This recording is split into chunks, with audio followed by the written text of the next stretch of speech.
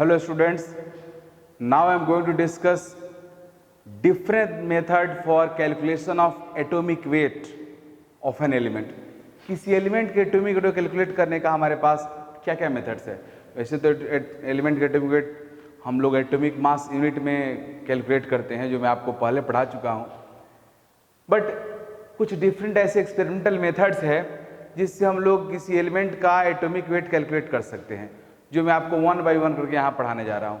ये सब जो भी मैं टॉपिक पढ़ा रहा हूँ ये बहुत ज़्यादा एग्जाम्स में रेगुलर आने वाला नहीं है, फ्रीक्वेंटली आस्क्ड क्वेश्चन नहीं है, बट ये टॉपिक है इंपॉर्टेंट। मेडिकल एग्जाम्स के पॉइंट ऑफ व्यू से तो वेरी वेरी इंपॉर्टेंट है। मेडिकल एग्जाम्स में रेगुलरली आते रहता है और स्टूडेंट्स को ये कॉन्सेप्ट पता नहीं है तो क्वेश्चन का आंसर नहीं कर पाएंगे, जबकि क्वेश्चन वेरी वेरी इजी रहता है। इसलिए ये सब टॉपिक बहुत ज़रूरी है मेडिकल के लिए। हालांकि जो ग्रोइंग ट्रेंड है जेई मेन का, अब हो सकता है जेई मेन भी इस सब टॉपिक से क्वेश्चन पूछे, जो ऑफ द रिकॉर्ड टॉपिक होता था, ऑफ बिट टॉपिक होता था ये सब, बट आजकल ये सब हॉट केक होते जा रहा है, सो आपको जानना ज़रूरी है। तो फर्स्ट ऑफ ऑल मैं बताऊंगा Dulong Petit's method. Through this method we can calculate atomic weight of an element. कैसे कैलकुलेट करेंगे मैं बहुत डिटेल में आपको बताऊंगा, लेकिन Dulong Petit methods, Dulong Petit's scientist का नेम है, उसके लॉ पे बेस है। डुलोंग पेटिट के बहुत सारे एक्सपेरिमेंट्स का जो कंक्लूजन था वो यह था कि किसी एलिमेंट का एटॉमिक वेट और उसके स्पेसिफिक हीट का जो प्रोडक्ट होगा अप्रॉक्सीमेटली इक्वल होता है 6.4 के। अब स्पेसिफिक हीट क्या होता है? स्पेसिफिक हीट को मैं बहुत डिटेल में पढ़ाऊंगा TSDM में, थर्मोडायनेमिक्स में, बट अगर यहाँ पे स्पेसिफिक हीट को डिफाइन करूँ तो मैं एक लाइन में बता सकता हूँ। स्पेसिफिक हीट का डेफिनेशन होता है it is heat energy required, it is heat energy required to increase the temperature of a system, temperature of unit, it is heat energy required to increase temperature of unit mass of a system by unit degree और unit kelvin. किसी system के temperature के unit mass के, किसी system की unit mass के temperature को unit से इंक्रीज करने के लिए जो हीट एनर्जी का रिक्वायरमेंट होगा वह कहलाता है स्पेसिफिक हीट। लाइक अगर किसी सिस्टम का आप CGS सिस्टम लोगे तो आप सिस्टम का मतलब किसी सब्सटेंस का, सिस्टम को आगे हम लोग TSD में डिफाइन करेंगे, बट किसी गैसियस सब्सटेंस का, किसी कंपाउंड का, किसी एलिमेंट का 1 ग्राम लो, उसके 1 ग्राम के टेम्परेचर को 1 से इंक्रीज करने के लिए जितना हीट एनर्जी का रिक्वायरमेंट होगा वही उस एलिमेंट का स्पेसिफिक हीट कहलाता है। अगर आप ESI सिस्टम लोगे तो 1 ग्राम की जगह पे 1 kg ले सकते हो, बट ज़्यादा पॉपुलर 1 ग्राम के ही यूज़ करते हैं क्योंकि 1 kg बहुत बड़ा अमाउंट होता है। तो किसी एलिमेंट का 1 ग्राम के टेम्परेचर को 1 से इंक्रीज करने के लिए जो हीट एनर्जी का रिक्वायरमेंट होता है that is called a specific heat of an element. तो उस एलिमेंट के स्पेसिफिक हीट को उसके एटॉमिक वेट से मल्टीप्लाई करने पे एक कांस्टेंट टर्म आता है जो अप्रॉक्सीमेटली इक्वल होता है 6.4 के। This is Dulong Petit law, means this is mathematical form of Dulong Petit law. On the basis of this law we can calculate accurate atomic weight of an element. कैसे करेंगे मैं discuss करूंगा, लेकिन अभी मैं बेसिक बात बताया। यहाँ पे एक पॉइंट यहाँ पे भी है, स्पेसिफिक हीट यहाँ जो एलिमेंट का यूज होता है ऑलवेज कैलोरी पर ग्राम में इस्तेमाल होता है। कैलोरी भी एनर्जी का यूनिट है, तो कैलोरी पर ग्राम यूनिट में हम लोग स्पेसिफिक हीट के यूनिट को रखते हैं। इस बात को आपको माइंड में रखना है। Next method is Cannizzaro method. Cannizzaro नाम के साइंटिस्ट का बहुत सारा एक्सपेरिमेंट और रिएक्शन है ऑर्गेनिक केमिस्ट्री में, बट इनऑर्गेनिक केमिस्ट्री और फिजिकल केमिस्ट्री की दुनिया में इनका बहुत कंट्रीब्यूशन है। तो कैनिजारो मेथड मैं आपको बताऊंगा, देखना आप कि कैनिजारो मेथड से किस तरह से किसी एलिमेंट का एटॉमिक वेट हम लोग कैलकुलेट करते हैं। नेक्स्ट है from vapour density method. Vapour density के बारे में बताया हूं मैं आपको। Vapour density equal to molecular weight by 2 होता है, तो किसी का वेपर डेंसिटी पता है तो उससे मोलेकुलर वेट निकाल सकते हो। बट यहाँ पे वेपर डेंसिटी हम लोग निकालते हैं chloride of the element. Element के क्लोराइड के वेपर डेंसिटी की हेल्प से एलिमेंट का एटॉमिक वेट निकालते हैं। इस चीज को मैं आपको बताऊंगा कैसे करेंगे। And last method is from law of isomorphism. ये आइसोमॉर्फिज्म क्या होता है मैं आपको बताऊंगा। इस आइसोमॉर्फिज्म को से साइंटिस्ट ने लॉ दिया था, इसलिए हम लोग मिस्चेरलिस लॉ ऑफ आइसोमॉर्फिज्म भी बोलते हैं, दोनों एक ही है, बोथ आर सेम। तो अब हम लोग सबसे पहले डुलोंग पेटिट मेथड को डिस्कस करने जा रहे हैं। Now I am going to discuss first method, means Dulong Petit method से किस तरह से किसी एलिमेंट का एक्यूरेट एटॉमिक वेट कैलकुलेट करेंगे। कि डुलोंग पेटिट मेथड से एटॉमिक वेट कैलकुलेट कैसे करेंगे, इस बात को समझाने के लिए मुझे एक न्यूमेरिकल लेना पड़ेगा। न्यूमेरिकल की हेल्प से ही बताया जा सकता है। देखिए न्यूमेरिकल क्या है, 7.38 gram of a substance, sorry sample, 7.3 gram of a sample of metal oxide is quantitatively reduced to 6.84 gram of pure metal, means 7.38 gram metal oxide का है जिसको रिड्यूस किया गया है 6.48 ग्राम मेटल में, प्योर मेटल में।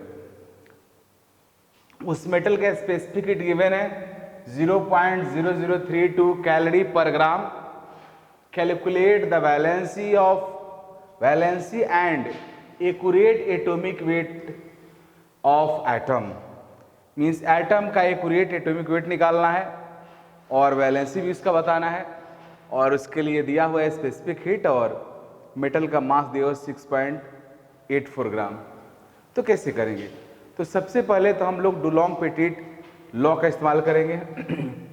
We know that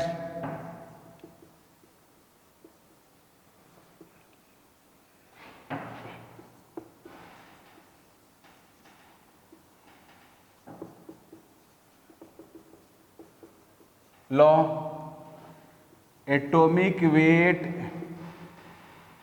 of an atom into specific heat is approximately equal, जिसको हम लोग इक्वल ले लेंगे 6.4। स्पेसिफिक हीट गिवन है, एटॉमिक वेट निकालेंगे।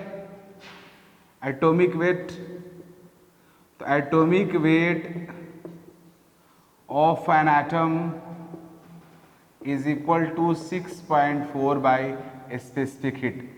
स्पेसिफिक वैल्यू कितना है 0.0332। तो इस तरह से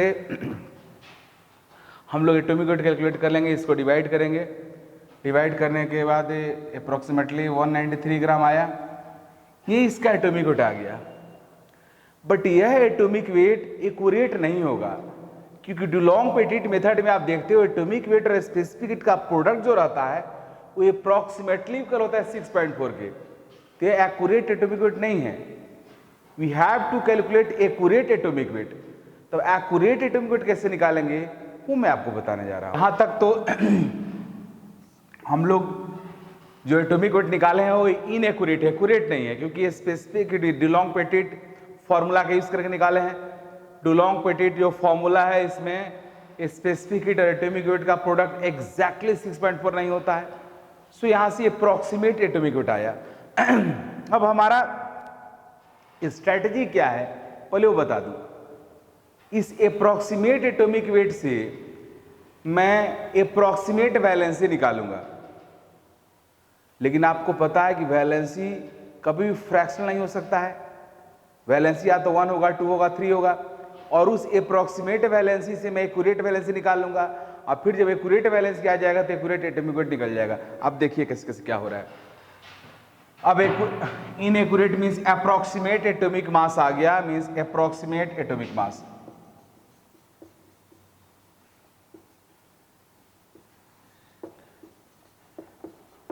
अप्रॉक्सीमेट एटॉमिक वेट आ गया।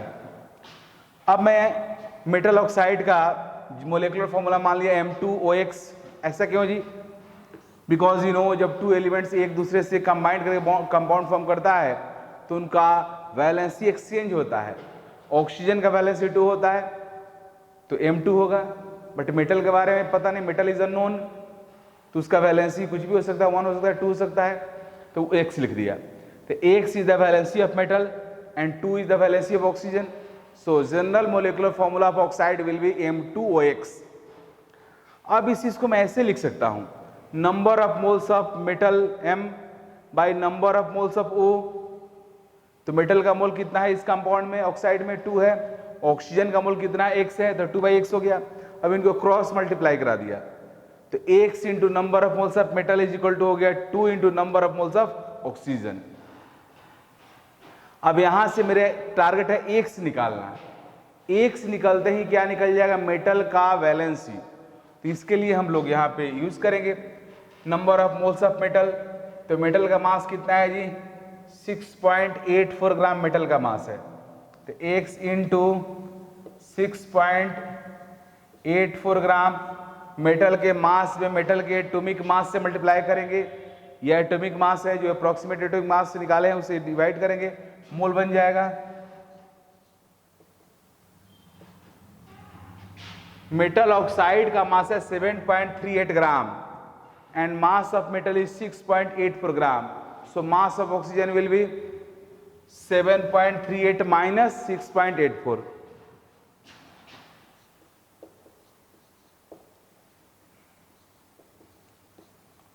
ऑक्सीजन का मास हो गया, ऑक्सीजन के मोलिकुलर मास 16 से डिवाइड करेंगे, अब उसका मोल हो गया। अब इसको सॉल्व करेंगे हम लोग। सॉल्व करने पे जो x का वैल्यू आएगा यहाँ पे x होगा अप्रोक्सीमेटली 1.9 के लगभग आएगा x। अब x 1.9 आ गया। कभी भी वैलेंसी फ्रैक्शनल नहीं हो सकता है। वैलेंसी नेवर भी फ्रैक्शनल, क्योंकि वैलेंसी यह बताता है कि किसी element combining capacity means bond formation के ड्यूरिंग कोई एटम कितना इलेक्ट्रॉन लूज किया, गेन किया या शेयरिंग किया, तो किसी का नंबर कभी फ्रैक्शनल नहीं हो सकता है। इसलिए इलेक्ट्रॉन का नंबर या तो 2 होगा वरना 1 होगा, 1.9 नहीं हो सकता, इसलिए वैलेंसी फ्रैक्शनल नहीं होगा। तो ये लेकिन फ्रैक्शनल आया। क्यों फ्रैक्शनल आया जी? क्योंकि मैंने मैं इनएक्यूरेट एटॉमिक मास यूज किया हूं एलिमेंट मेटल का।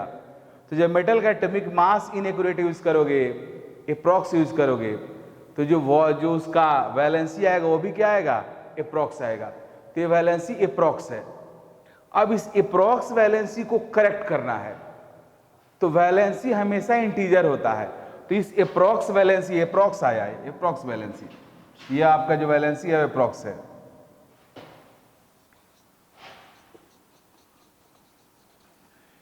इस अप्रॉक्स वैलेंसी से हमें करेक्ट वैलेंसी लाना है। तो इस अप्रॉक्स वैलेंसी से करेक्ट वैलेंसी कैसे लाएंगे, यहां मैं लिख रहा हूं। तो अप्रॉक्स वैलेंसी से करेक्ट वैलेंसी अब हम लोग खुद से जूम करेंगे। अब वैलेंसी आपका इंटीजर होता है, तो 1.9 का नियरेस्ट इंटीजर क्या है, 2 है। तो exact valency is, so actual valency of metal is 2। Actual valency निकाल लिया मैं। अब जब एक्चुअल वैलेंसी निकल गया 2, अब इस फॉर्मूला में अब एक्चुअल वैलेंसी को पुट करके और एग्जैक्ट एटॉमिक मास निकालूंगा। मींस अब फिर दोबारा से इस इक्वेशन में पुट होगा। मींस ये तो अप्रोक्सीमेट एटॉमिक मास यूज करके x निकाला था, अब मुझे एक्चुअल x निकाल लिया हूं। तो अब यहां से फिर दोबारा से फॉर्मूला में वैल्यू पुट करेंगे, x की जगह 2 रखेंगे, एटॉमिक मास की जगह पे एटॉमिक मास रखेंगे क्योंकि निकालना रहेगा, और सब कुछ वैसा ही होगा। तब आएगा accurate atomic weight. Valency is always whole number, so और actual valency of metal is 2। अब 2 वैलेंसी जब हमें पता चल गया, अब इस एक्चुअल वैलेंसी को फिर इस इक्वेशन में पुट करके हम लोग मतलब कैलकुलेट करेंगे एक्यूरेट एटॉमिक वेट को। Putting correct valency in equation for getting accurate atomic weight of metal. तो फिर वही x into number of moles of metal is equal to 2 into number of moles of oxygen. तो x की जगह पे अब 2 हो गया, मेटल का वैलेंसी 2 आ गया। 6.84 बाई एटॉमिक वेट एक्यूरेट है या, इसको कैलकुलेट करना है। इधर 2 into mass of oxygen by atomic mass of oxygen, solve करने पे एटॉमिक वेट एक्यूरेट आ गया 202.67। तो this is the way for calculation of accurate atomic weight by Dulong Petit methods. तो फिर एक बार मैं रिकैप ऑफ टॉप स्टोरीज जो अब तक बोला हूँ डुलोंग पेटिट मेथड के बारे में बोल दूँ। आपको सबसे पहला काम करना है कि डुलोंग पेटिट इक्वेशन से अप्रॉक्सीमेट एटॉमिक वेट निकालना है। उस अप्रॉक्सीमेट एटॉमिक वेट को वैलेंसी वाला जो फॉर्मूला है उससे वैलेंसी निकालना है, और एक वैलेंसी जो आएगा वो इनएक्यूरेट आएगा। उस इनएक्यूरेट वैलेंसी से अप्रॉक्सीमेशन करके, क्योंकि वैलेंसी होल नंबर होता है, नियरेस्ट होल नंबर को वैलेंसी बना देंगे जो एक्चुअल होगा। उस एक्चुअल वैलेंसी को यूज करके फिर से वही इक्वेशन यूज करेंगे और एक्यूरेट एटॉमिक वेट कैलकुलेट करेंगे। Now I am going to discuss Cannizzaro method for calculation of atomic weight of an element. Cannizzaro method का कॉन्सेप्ट यह है, प्रिंसिपल यह है कि अगर कोई एलिमेंट किसी कंपाउंड में अगर प्रेजेंट है तो कम से कम उसका एक एटम श्योर प्रेजेंट होगा। मीन्स किसी कंपाउंड में अगर कोई एलिमेंट प्रेजेंट है तो पक्का उस कंपाउंड में कम से कम वन एटम तो जरूर होगा, वन से कम हो ही नहीं सकता है। मीन्स किसी कंपाउंड के मोलिकुलर वेट के इक्वल अगर वेट लोगे, मीन्स कंपाउंड के 1 मोल में कम से कम 1 मोल वो एटम जरूर प्रेजेंट होगा। 1 मोल से कम हो ही नहीं सकता, ऐसा कभी नहीं हो सकता है कि किसी कंपाउंड में कोई एटम प्रेजेंट है और हाफ हो, ऐसा हो नहीं सकता है। किसी कंपाउंड में मान लो फास्फोरस प्रेजेंट है या सल्फर प्रेजेंट है तो याद कम से कम 1 सल्फर होगा, कम से कम 1 फास्फोरस होगा, आधा तो हो नहीं सकता है। This is the concept. इसी कॉन्सेप्ट से हम लोग कैनिजारो मेथड से किसी एलिमेंट का एटॉमिक वेट कैलकुलेट करते हैं। इस कॉन्सेप्ट को समझाने के लिए मैं एक क्वेश्चन लिया हूं। इस क्वेश्चन बोला है कि the percentage of the phosphorus in these compounds having the molecular weight this. कई सारे कंपाउंड्स है फास्फोरस के, इसका मोलिकुलर वेट 222, 154, 140, 300 और 126। These are the molecular weights of compounds of phosphorus, where percentage of phosphorus is 27.9, 22.2, 22.5%, 43.7% and 24.6% है उनका percentage phosphorus का। इस बेसिस पे हमें फास्फोरस का एटॉमिक वेट कैलकुलेट करना है। कैसे करेंगे? तो किसी कंपाउंड के मोलिकुलर वेट के इक्वल वेट लोगे तो उसका 1 मोल होता है। तो हम लोग सबसे पहला काम यह करेंगे कि जितने भी कंपाउंड है उसमें पता करेंगे कि उसके 1 मोल में कितना ग्राम फास्फोरस प्रेजेंट है। मीन्स जितने भी कंपाउंड्स है ईच कंपाउंड में फास्फोरस का मास पता करेंगे और फिर जिस कंपाउंड में फास्फोरस का सबसे कम मास होगा, अमाउंट होगा, वही फास्फोरस का एटॉमिक वेट होगा।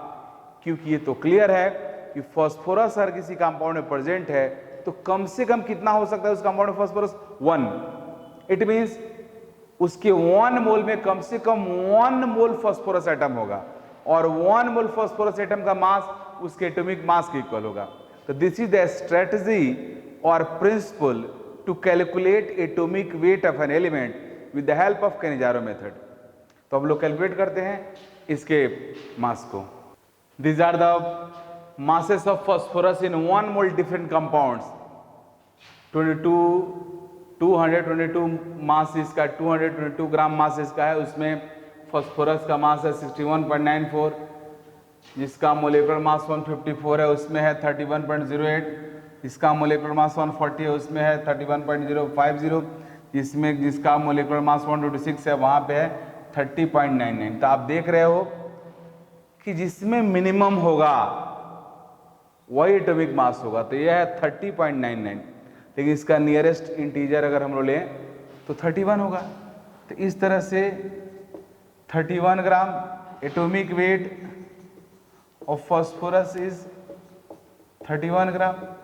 कि कोई जरूरी नहीं है कि आप नियरेस्ट इंटीजर ही लोगे, लेकिन अगर नियरेस्ट इंटीजर आप लेते हो, क्योंकि हम लोग उसको कैलकुलेट करने के लिए नियरेस्ट इंटीजर लेते हैं, तो इसका नियरेस्ट इंटीजर 31 होगा, 31 ग्राम हो गया। तो यह तरीका है, इस मेथड से आप किसी एलिमेंट का एटॉमिक वेट निकाल सकते हो एक्यूरेट। मीन्स उस एलिमेंट का अगर मोर देन 1 कंपाउंड्स दिया हो तो सब में उसका पता करो कि जितने भी कंपाउंड्स है उसके ऑल कंपाउंड्स के 1 मोल में उसका कितना मास है। जिस कंपाउंड में मिनिमम मास होगा वही उसका एटॉमिक मास होगा और एटॉमिक वेट होगा। Next method is vapour density method in the form of chloride. यह मेटल क्लोराइड का जनरल फॉर्मूला है MClX। मेटल का वैलेंसी यहाँ पे X है, Cl का वैलेंसी 1 होता है, इसलिए MClX हो गया मेटल क्लोराइड। अब इस मेटल का मोलिकुलर वेट मैं लिख रहा हूँ। Molecular weight is equal to what? Means atomic weight of metal, molecular weight नहीं, मेटल का एटॉमिक वेट होता है atomic weight of metal plus 35 into x. Why? Atomic weight chlorine का होता है 35.5 और x उसका नंबर है तो 35.5 इंटू एक्स। अब मैं आगे लिखने जा रहा हूं। आप सबको मैं पढ़ाया हूं कि equivalent weight of metal is equal to what? Equivalent weight of metal is equal to atomic weight of metal by valency. किसी मेटल का इक्विवेलेंट वेट इक्वल होता है एटॉमिक वेट बाई वैलेंसी के, atomic weight of metal by valency, right. Equivalent weight equal to होता है atomic weight valency, तो atomic weight equal to what, valency into equivalent weight. इसलिए मैं यहाँ पे लिख दिया एटॉमिक वेट की जगह पर लिख दिया इक्विवेलेंट वेट इनटू वैलेंसी। अब अगला स्टेप में मैं मोलेकुलर वेट को लिख दिया 2 into vapour density, because vapour density equal to what, molecular weight by 2, तो molecular weight equal to 2 into vapour density. अब x यहां मैं कॉमन ले लिया, तो x इक्वल टू क्या हो गया 2 into vapour density by E plus 3.5, x हुआ वैलेंसी। अब हमें मेटल का निकालना है एटॉमिक वेट, वैलेंसी पता है, तो एटॉमिक वेट निकालने का क्या तरीका होगा, तो इक्विवेलेंट वेट से मल्टीप्लाई करेंगे, क्योंकि atomic weight is equal to valency into equivalent weight. तो यह है वैलेंसी x और E हुआ इक्विवेलेंट वेट, इससे मल्टीप्लाई किया मिल गया एटॉमिक वेट। तो एटॉमिक वेट निकालने का फॉर्मूला यह हो गया, मींस किसी भी एलिमेंट का एटॉमिक वेट उसके क्लोराइड के मेथड से आप ऐसे निकाल सकते हो। ये भी पॉपुलर फॉर्मूला है एटॉमिक वेट निकालने का। लॉ ऑफ आइसोमॉर्फिज्म, आइसोमॉर्फस का मीनिंग होता है कि ऐसा कंपाउंड, ऐसा क्रिस्टलाइन कंपाउंड जिसका स्ट्रक्चर और क्रिस्टलाइन फॉर्म सेम हो। अगर 2 मेटल्स आइसोमॉर्फस सॉल्ट फॉर्म करता है, इसका मीनिंग हुआ दोनों सॉल्ट का स्ट्रक्चर एक जैसा होगा, दोनों का क्रिस्टलाइन फॉर्म एक जैसा होगा। आइसोमॉर्फस का मीनिंग ये होता है, isomorphous substances have the same formula as they have the same number of atoms similarly arranged, और एक जैसा ही अरेंजमेंट रहता है। If 2 metals form isomorphous compound, then their crystalline forms are identical and valency of metals are same। इस चीज को समझाने के लिए एक मैं एग्जांपल ले रहा हूं। Equivalent weight of an element is 13.16। It forms a salt isomorphous with K2SO4। Find atomic weight of an element. सबसे पहले मान लिया एलिमेंट M है, M जो सॉल्ट फॉर्म कर रहा है वो K2SO4 के साथ आइसोमॉर्फस है। इसका मीनिंग हुआ कि M का जो सॉल्ट होगा K2SO4 के फॉर्मूला का ही होगा, तो M2SO4 में सॉल्ट फॉर्म कर दिया। 2 मेटल्स अगर एक आइसोमॉर्फस सॉल्ट फॉर्म कर रहा है तो दोनों मेटल का वैलेंसी सेम होगा रूल के according. M2SO4 and K2SO4 are isomorphous, so valency of M is 1, क्योंकि पोटासियम का वैलेंसी 1 होता है तो M का वैलेंसी भी 1 हो गया। जैसे वैलेंसी इसका पता चला, अब आराम से हम लोग इसका एटॉमिक वेट निकाल सकते हैं, क्योंकि हमें पता है atomic weight is equal to equivalent weight into valency, equivalent weight into valency. Equivalent weight दिया हुआ है 13.16, वैलेंसी 1 हो गया, तो एटॉमिक वेट कितना हो जाएगा 13.16 इंटू 1 मीन्स 13.16 ग्राम हो गया एटॉमिक वेट। इस चीज को ऊपर लिख दे रहा हूं, आप देख लो, means atomic weight is equal to क्या हो गया 13.16 इंटू 1 मीन्स 13.16 ग्राम। तो इस तरीका से हम लोग आइसोमॉर्फस मेथड से भी किसी एलिमेंट का एटॉमिक वेट कैलकुलेट कर सकते हैं। एटॉमिक वेट कैलकुलेट करने का डिफरेंट मेथड डिस्कस करने के बाद अब मैं आपको 1-2 बातें बताने जा रहा हूँ, जो छोटी छोटी चीज़ें हैं जो मोल कॉन्सेप्ट में इस्तेमाल होता है। कई बार मोल कॉन्सेप्ट के क्वेश्चंस में इस पे क्वेश्चंस रहता है। उसमें एक है ionic strength of solution. Ionic strength of solution is represented by mu, कि सॉल्यूशन के आयोनिक स्ट्रेंथ का मीनिंग तभी है जब सॉल्यूशन में मोर देन 1 मीन्स कोई मिक्सचर ऐसा है जहाँ पे मोर देन 1 सॉल्यूशन को आप मिक्स करते हो, या वाटर में मोर देन 1 सॉल्यूट्स को अगर आप डाल करके सॉल्यूशन फॉर्म कर रहे हो, उस सॉल्यूशन का हम लोग आयोनिक स्ट्रेंथ कैलकुलेट करते हैं। मिसाल के तौर पे आपने वाटर में sodium sulphate, potassium sulphate, aluminium sulphate aluminium chloride, ये सबको मिक्स कर लेते हो, तो उस केस में आयनिक स्ट्रेंथ निकालने का एक तरीका है और वहाँ पे आयनिक स्ट्रेंथ डिफाइंड है। तो आयनिक स्ट्रेंथ का मतलब क्या होता है?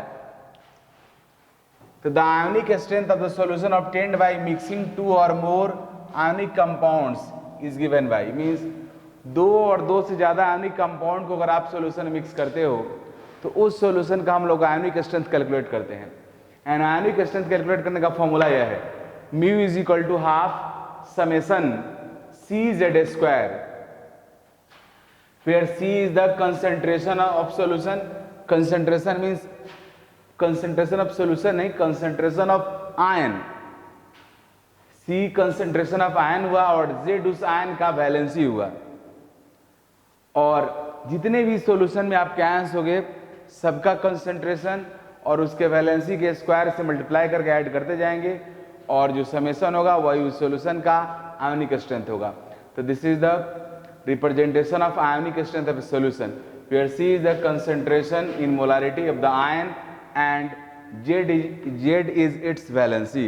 अब इस चीज़ को अच्छे से समझने के लिए इसके ऊपर एक क्वेश्चन करते हैं, फिर हमें समझ में आएगा कि किस तरह से हम लोग म्यू कैलकुलेट करेंगे किसी सॉल्यूशन के आयंस का। यह क्वेश्चन है, solution 0.5 molarity in MgSO4, 0.1 molarity in LCl3, 0.2 molarity sodium sulfate, what is total ionic strength? तो ionic strength का formula we know that total ionic strength is equal to mu is equal to summation half summation Cz square। चलिए देखते हैं, 0.5 molarity आपका है क्या? Magnesium sulphate MgSO4।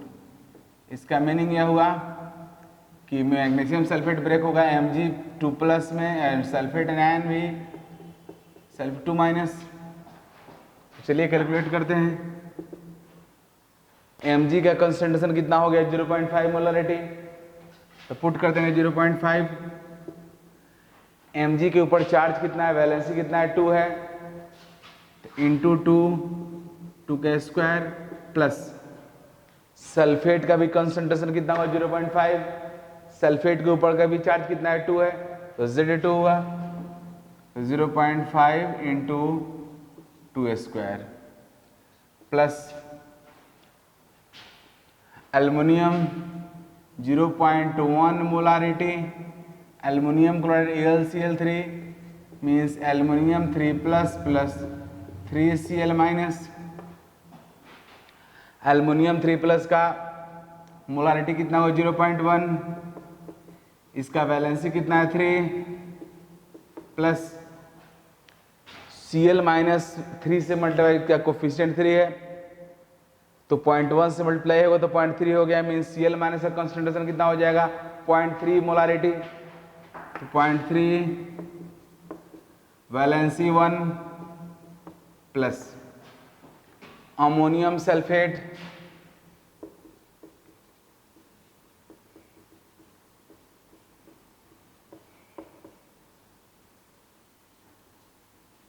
इसको break करते हैं तो हो जाएगा 0.2 मीन्स 2NH4 प्लस सल्फेट 2-। तो क्लियर है, 0.2 मोलारिटी है तो अमोनियम का नंबर 2 है तो 0.4 हो जाएगा, 0.4 अमोनियम पे चार्ज है 1 तो 1 स्क्वायर प्लस सल्फेट का 0.2,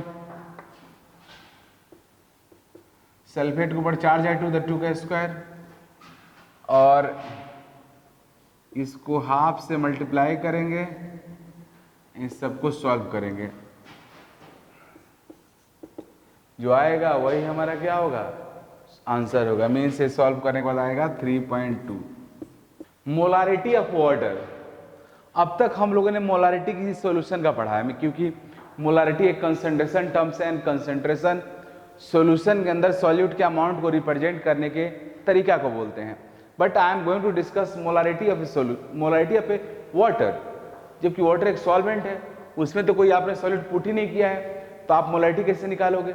तो जब भी आपसे कहा जाए किसी सॉल्वेंट का मोलारिटी निकालने के लिए, आप समझ लो आपसे पूछा जा रहा है कि उस सॉल्वेंट की 1 लीटर में उस सॉल्वेंट का कितना मोल्स होगा, means number of moles of solvent present in 1 litre is used as molarity of solvent.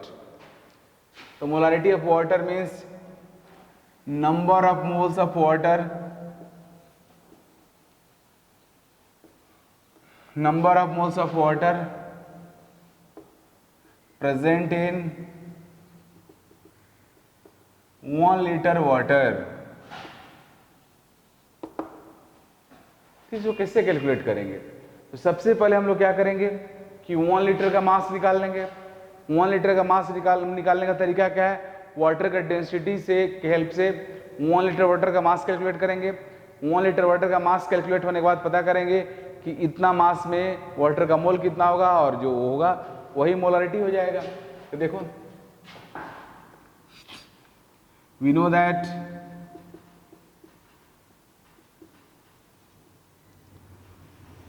D is equal to m by v and m is equal to dv। density of water is equal to 1 ग्राम पर millilitre.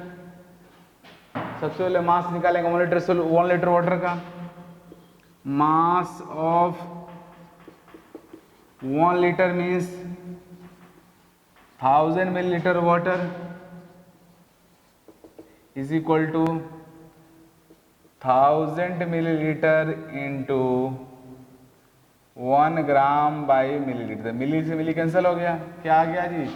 1000 gram means 1 litre का मास होगा 1000 ग्राम। अब उसका मोल निकालेंगे।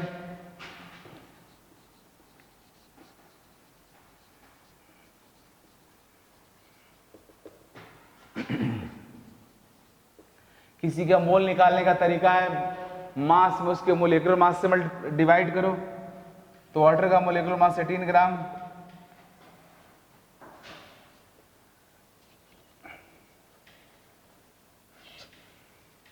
तो 55.55 क्या हो गया? मोल हो गया। तो क्लियर हो गया, this is molarity of what?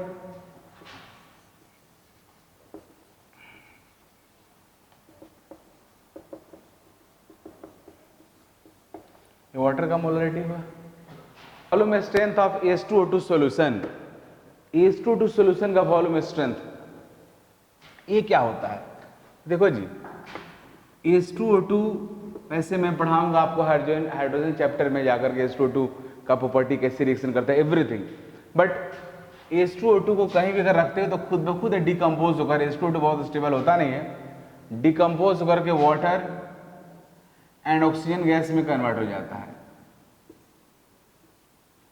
H2O2 hydrogen peroxide decompose होकर वाटर ऑक्सीजन गैस में कन्वर्ट हो जाता है, मीन्स H2O डिकम्पोज होकर के ऑक्सीजन गैस प्रोड्यूस करता है। तो H2O2 की जो सैंपल होता है उस सैंपल में H2O2 का कंसंट्रेशन वेरी करते रहता है, क्योंकि जितना H2O2 डिकम्पोज हो जाएगा वो डिकम्पोज करके वाटर ऑक्सीजन गैस में कन्वर्ट हो जाएगा। तो इस तरह से ऑक्सीजन गैस बाहर निकल जाएगा, वाटर बचेगा। तो H2O2 का कंसंट्रेशन H2O2 के सोल्यूशन में चेंज होते रहता है, इसलिए हम लोग H2O2 के कंसंट्रेशन को रिप्रेजेंट करते हैं, और उस रिप्रेजेंटेशन का तरीका है वॉल्यूम स्ट्रेंथ। एक अलग है, अब तक जो नॉर्मलिटी मोलारिटी पढ़े हुए स्ट्रेंथ पढ़े उससे अलग है volume strength of H2O2 solution. Volume strength के टर्म्स में ही हम लोग रिप्रेजेंट करते हैं H2O2 सैंपल को। एज फॉर एग्जांपल इस H2O2 का सैंपल है, H2O2 sample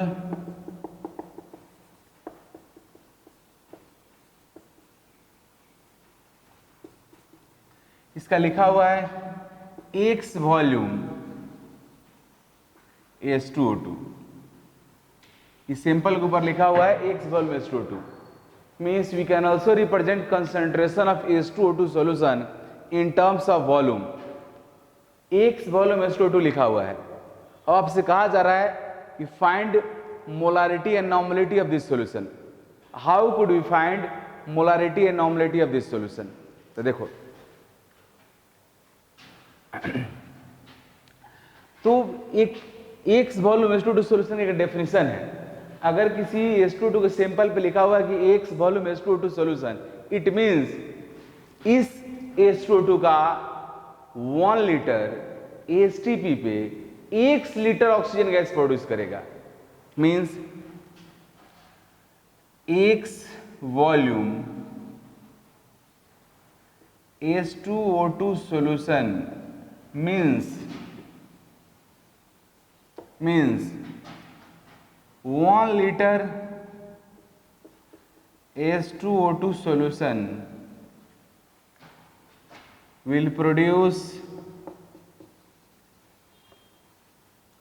x liter O2 at STP। Means x volume H2O2 solution का मीनिंग यही हुआ।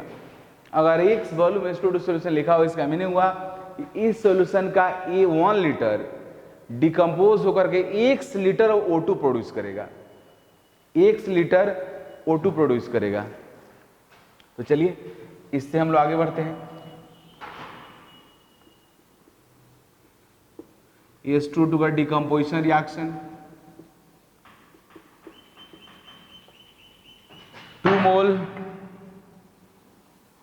2 मोल H2O2 डिकम्पोज होकर के 1 मोल O2 प्रोड्यूस करेगा। इसके 2 मोल का मास कितना हुआ जी? 2 इंटू 34 ग्राम मीन्स 68 ग्राम हो गया। इसके 1 मोल एसटीपी पे 1 मोल O2 का वॉल्यूम कितना होगा?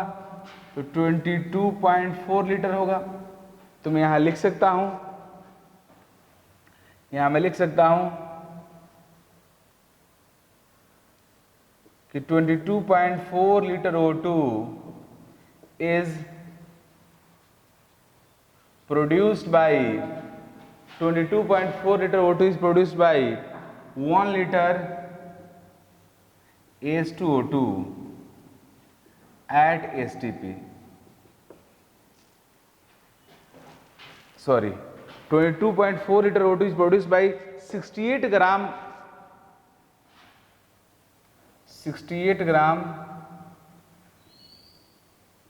H2O2।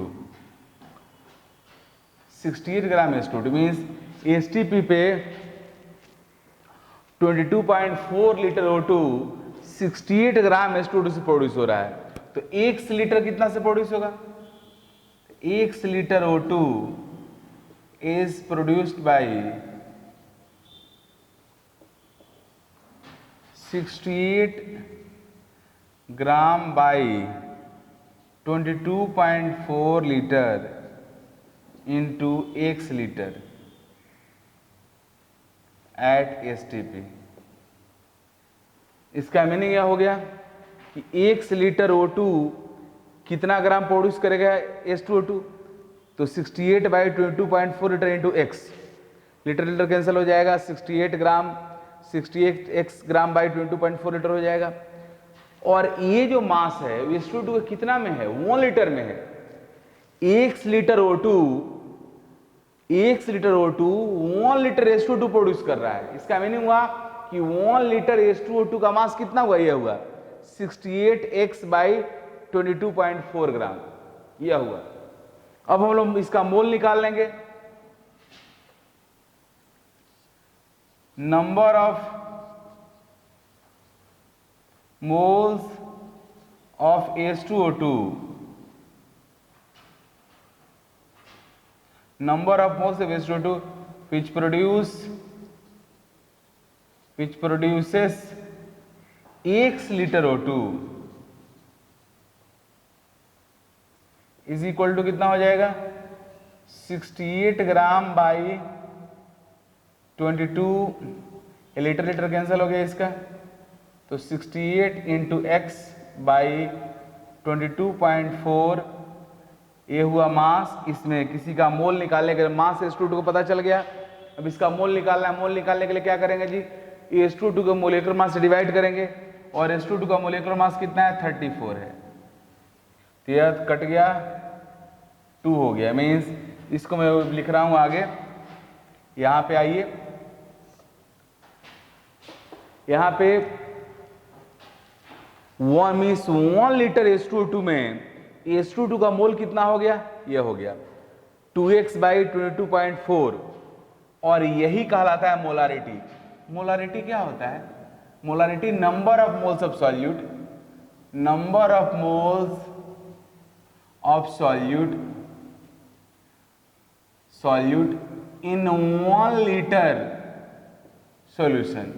हो गया, H2O2 के 1 लीटर में इतना मोल्स H2O2 का है, दिस इज कॉल्ड मोलारिटी। तो molarity of H2O2 is equal to what? 2x by 22.4, ये हो गया मोलारिटी। अब मोलारिटी H2O2 का निकल गया। अब इसका अगर नॉर्मलिटी निकालना होता क्या करेंगे जी? तो हम लोग को पता है normality is equal to molarity into n factor. H2O2 का n फैक्टर 2 होगा क्योंकि H2O2 के पास 2 एसिडिक हाइड्रोजन है। H2O2 का दोनों हाइड्रोजन ऑक्सीजन से कनेक्टेड है जो एसिडिक है, और एसिड के n फैक्टर उसका एसिडिक हाइड्रोजन होता है। So normality is equal to molarity into n factor means 2x by 22.4 into 2 means क्या हो गया जी? 4x by 22.4। ये हो गया नॉर्मलिटी किसका? H2O2 सॉल्यूशन का। तो इस तरीका से आप H2O2 का मोलारिटी और नॉर्मलिटी निकाल सकते हो। नॉर्मलिटी फाइनली मैं यहाँ पे लिख दे रहा हूँ,